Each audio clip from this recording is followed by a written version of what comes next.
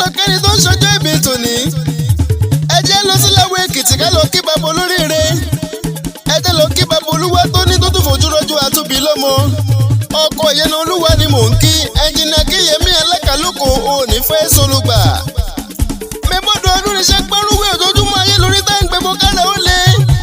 Òkè òkè ń tàṣà mẹ́bí lókè lóṣù ń kọ́lé sí. Bá a rẹ́ni tó ní o má lọ kádàrú òde ọ̀run tá a kò fẹ́ yóò jẹ gba. Bá a ti rẹ́ni àbùkù tó ní o má ṣe délẹ̀ kan ìlérí ńkọ́ irú wọn ni kí wọ́n jì sínú fi gbẹ̀kùn.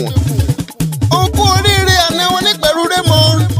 Òkú ọjọ́ ìbí tòní òní rámáyé o sì ń lọ́sẹ̀ sílẹ̀ fẹnukọ lọ́lá olúwa òní dé ní tẹ̀mọ́lẹ̀. Ìgbà tá a bá fi lọ́lọ́run lọ́wọ́ kì í fọ́. Àwọn tá a bá fi lé ọba ṣẹ̀dá lọ́wọ́ dá mi lójú pé kì í ya.